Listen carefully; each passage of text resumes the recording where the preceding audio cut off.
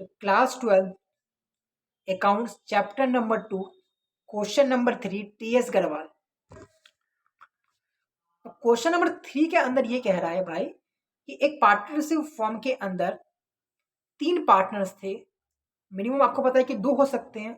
इसमें 3 पार्टनर है, नाम P Q and R. There are 3 partner in the partnership firm. इनके बीच कुछ डिफरेंसेस अराइज हो गई है, कुछ लड़ाइयाँ हो गई है तीनों पार्टनर्स के बीच में। तो हमें ये बताना है अपनी बुद्धि लगा के, अपनी नॉलेज के बिहाफ पे कि इस पर्टिकुलर लड़ाई के ऊपर क्या सही सोल्यूशन हो सकता है। पहला पॉइंट ये कह रहा है P used 15,000 belonging to the firm and earned profit 5,000. Q and R want that amount to be given to the firm। मतलब क्या है भाई, इसका मतलब ये है, देखो 3 पार्टनर थे P and Q and R, तीनों अपना बिजनेस कर रहे थे कई सालों से। एक टाइम पे पार्टनर P ने Q एंड R को कहा, भाई P ने रिमेनिंग पार्टनर यानी कि Q एंड R को कहा कि फर्म के प्रॉफिट में से, P कह रहा है Q एंड R को कि P कह रहा है Q एंड R को कि फर्म के प्रॉफिट में से 50,000 रुपये मुझे आप दे दो। तो Q एंड R ने कहा ठीक है भाई, ले रहे 50,000 रुपये। तो P ने क्या किया, 50,000 रुपये जो फर्म का जो प्रॉफिट था उसमें से ले लिया और उस 50,000 रुपये को लेके उसने कहीं बाहर अपना एक और छोटा सा बिजनेस स्टार्ट कर लिया। साल खत्म हुआ, पार्टनर पी ने जो उसका अदर बिजनेस चल रहा था, उस 50,000 रुपये लेकर जो उसने स्टार्ट किया था, उस 50,000 के बिजनेस के ऊपर साल के एंड में उसने 5,000 रुपये का प्रॉफिट कमा लिया, अर्न प्रॉफिट ऑफ 5,000। साल के एंड जैसे ये बात क्यू एंड आर को पता चली कि 5,000 का प्रॉफिट हुआ है, 5,000 का प्रॉफिट हुआ है, क्यू एंड आर पी के घर पे चले गए और क्यू एंड आर ने पी को कहा कि याद है 1 साल पहले तुम हमारी फर्म के प्रॉफिट में से 50,000 रुपये लेके गए थे। पी ने कहा बिल्कुल याद है, ये 50,000 रुपये मैं लेके गया था और ये 50,000 मैं रिफंड भी कर दूंगा। क्यू एंड आर ने कहा हाँ 50,000 रुपये तुम रिफंड करोगे, ये बात तो ठीक है, इसके ऊपर तो हम बात कर ही नहीं रहे हैं। हम बात कर रहे हैं उस 50,000 के ऊपर जो हमने जो तुमने जो 5,000 का जो प्रॉफिट कमाया है। पी ने कहा क्या उस 5,000 रुपये का, तो क्यू एंड आर कह रहे हैं कि उस 5,000 रुपये को हमें भी तुमको बांटना पड़ेगा। पी ने कहा अरे पागल है क्या, इस बिजनेस को मैंने अकेले दम पे किया है। हम अपना बिजनेस कर रहे थे पार्टनरशिप, हम उसमें से मैंने रात को जग के उस अकेला मैंने बिजनेस किया है। अब इस 5,000 के प्रॉफिट को मैं तुम्हें क्यों बांटू। तो क्यू एन आर ने कहा चूंकि जिस बिजनेस के ऊपर तुमने प्रॉफिट कमाया है उस बिजनेस का पैसा तू हमारे बिजनेस से लेके गया था, तो इसीलिए तुझे ये प्रॉफिट हम सबको बांटना पड़ेगा। तो पी तो माना नहीं। तो इस केस में इंडियन पार्टनरशिप एक्ट ये कहता है कि अगर कोई पार्टनर फर्म के प्रॉफिट में से पैसा निकाल के ले जाए और उस पैसे से कहीं और बिजनेस करे और उस बिजनेस के ऊपर कोई प्रॉफिट हो जाए तो सभी पार्टनर्स को प्रॉफिट को बांटना पड़ेगा। यानी यहाँ पे पी को इस 5,000 रुपये को क्यू एंड आर के साथ में शेयर करना पड़ेगा।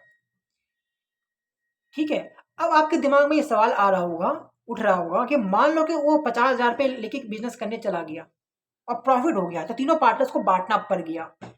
लेकिन खुदा ना कास्ता जो बीपी जो 50,000 रुपये लेके गया है उस पर क्या पता लॉस हो जाता तो क्या होता, तो क्या उस केस में भी क्यू एंड आर आपस में उस लॉस को बांटते। तो इसका आंसर है जी नहीं, सिर्फ प्रॉफिट में बटेगा पार्टनर्स को।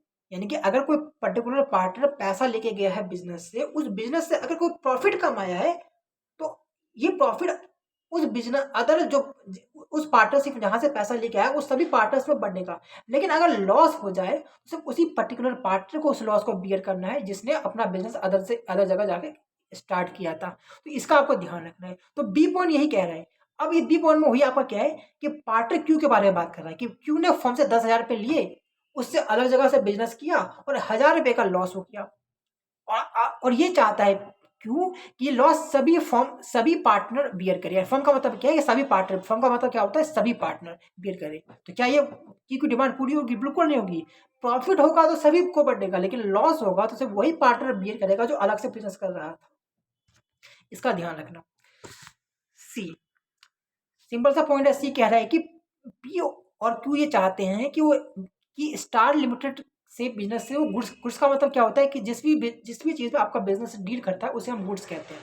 यानी पी एन यू ये चाहते हैं कि स्टार लिमिटेड नाम का कोई वेंडर है, उससे हम गुड्स खरीदते हैं। लेकिन आर के हो सकता है कि स्टार लिमिटेड से इतनी बनती ना हो या कुछ ऐसा हो, तो आर इस बात के लिए सहमत ना हो। देखो, अगर कोई पर्टिकुलर कोई गुड्स खरीदना हो ना, तो गुड्स खरीदने के लिए सभी पार्टनर्स की सहमति होना जरूरी नहीं है। अगर मैच्योरिटी पार्टनर अगर सहमत है, अगर 3 में से अगर 2 पार्टनर यानी कि मोर देन 50% अगर पार्टनर अगर सहमत है ना, तो आप गुड्स खरीद सकते हो। गुड्स खरीदना कोई इतना वो सभी पार्टनर की सहमति लेना इसमें जरूरी नहीं है। डी पॉइंट इंपॉर्टेंट है।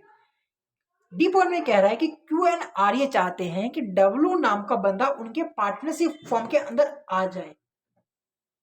क्यू एन आर ये चाहते हैं कि डब्ल्यू नाम का एक बंदा उनके पार्टनरशिप फॉर्म में एज अ पार्टनर बन के आ जाए। लेकिन इनका जो एक पार्टनर था जिसका नाम पी था, वो इस बात के लिए सहमत नहीं है। तो अब क्या होगा? क्या वो पी, क्या डब्ल्यू इस पार्टनरशिप फॉर्म के अंदर आ सकता है? तो इसका आंसर है कि देखो यहाँ पे दो चीजें हैं। अब यहाँ पे दो चीजें हैं, दो चीजों में से अगर कुछ भी है तो डब्ल्यू पार्टनरशिप फॉर्म के अंदर आ सकता है। पहला कि अगर मान लो कि जो इनके बीच में जो एग्रीमेंट बना होता है स्टार्टिंग में, या अगर उस एग्रीमेंट में लिखा होता है कि कोई भी बंदा इस पार्टनरशिप फॉर्म के अंदर आ सकता है, तो उस केस में सभी पार्टनर्स की सहमति लेना जरूरी नहीं है। लेकिन अगर एग्रीमेंट ना हो ना, तो उस केस में कोई भी नया बंदा पार्टनरशिप फॉर्म के अंदर तभी आ सकता है जब सभी पार्टनर सहमत हो। तो चूंकि चूंकि पार्टनर पी डब्ल्यू के आने पार्टनरशिप फॉर्म के अंदर एज अ पार्टनर आने के लिए सहमत नहीं है, तो इस केस में पार्टनर डब्ल्यू इस पार्टनरशिप फॉर्म के अंदर नहीं आ सकता है। क्योंकि मान लो कि पी की डब्ल्यू से बनती ना हो और डब्ल्यू इस पार्टनरशिप का पार्टनर बन के बैठ गया, तो अब इनके बीच में सबके बीच में डिस्प्यूट अराइज हो जाएगी, कोई किसी की आपस में बनेगी ही नहीं। तो इसलिए कह रखा है कि किसी नया पार्टनर को लेके आना ना किसी पार्टनरशिप फॉर्म के अंदर, तो तभी लेके आना जब सारे के सारे पार्टनर एग्जिस्टिंग पार्टनर सहमत हो। यानी कि कहने का मतलब ये कि सी पॉइंट के अंदर अगर आपको कोई गुड्स खरीदना हो, तो वहां पे सभी पार्टनर की सहमति लेने की जरूरत नहीं है। लेकिन नया कोई पर्टिकुलर पार्टनर नहीं लेके आना हो, ये तो बहुत बड़ी चीज हो गई, ये कोई छोटी मोटी चीज नहीं है। तो इसलिए यहाँ पे क्योंकि आपको जब नया पार्टनर आएगा तो उसे आपको प्रॉफिट बांटना पड़ेगा, बहुत सारी चीजें आपको डिस्ट्रीब्यूट करनी पड़ेगी, शेयर करनी पड़ेगी उस नए वाले पार्टनर के साथ। तो इसलिए कह रखा है कि नया पार्टनर तभी आएगा जब सभी पार्टनर सहमत हो। आर कह रहा है, ई कह रहा है, ई पॉइंट कह रहा है R had given loan 2 lakh रुपए to the firm and demand interest 10% per annum. P and Q do not want to pay the interest. पता है कि लोन दो टाइप की होती है पार्टनरशिप फर्म के अंदर। एक ऐसा लोन, पार्टनर से रिलेटेड बात कर रहा हूँ, ऐसा लोन जो पार्टनर देता है फर्म को। तो यहाँ पे वही वाला लोन है कि आर ने 2 लाख रुपए का लोन फर्म को दिया है। आर ने 2 लाख रुपए का लोन फर्म को दिया है और ये डिमांड कर रहा है इनके भी, यहाँ पे कोई एग्रीमेंट नहीं है। अगर एग्रीमेंट होता तो यहाँ पे लिखा होता है, इनके पास कोई एग्रीमेंट नहीं है। तो ये बात आपको अच्छे से पता है कि अगर कोई loan by partner to firm है, यानी कि अगर किसी पर्टिकुलर पार्टनर ने अगर फर्म को लोन दिया है और एग्रीमेंट नहीं है, तो उस केस में उस पार्टनर को इंटरेस्ट दिया जाएगा। आपको पता है कि इस वाले लोन के ऊपर, यानी loan by partner to the firm होता है, उस लोन के ऊपर इंटरेस्ट दिया जाता है। ये बात तो सत्य है, सच है। लेकिन उसकी रेट होती है 6% पर एनम। तो यहाँ पे आर को लोन तो मिलेगा, उसे इंटरेस्ट मिलेगा उस लोन के ऊपर, इस बात में कोई दोहराई नहीं है। लेकिन 10% वाली डिमांड उसकी पूरी नहीं होगी, उसे मिलेगा 6% इंस्टेड ऑफ 10%। तो यहाँ पे कह रहे हैं कि पी एन क्यू ये चाहते हैं कि वो इंटरेस्ट ना पे, नहीं, पी एन क्यू को इंटरेस्ट पे तो करना पड़ेगा आर को, लेकिन 10% के रेट से नहीं, 6% के रेट से। यानी यहाँ पे कहने का मतलब यह कि आर की दो डिमांड थी कि उसे इंटरेस्ट मिले और 10% के हिसाब से मिले। तो आर को इंटरेस्ट तो मिलेगा भाई, लेकिन 10% के हिसाब से नहीं मिलेगा। अगर एग्रीमेंट होता तो मिल जाता, लेकिन एग्रीमेंट नहीं है, उस केस में सिर्फ मिलेगा 6% के हिसाब से। यानी कि पी एंड क्यू को इंटरेस्ट देना पड़ेगा आर को, लेकिन 10% से नहीं, सिर्फ 6% के हिसाब से देना पड़ेगा।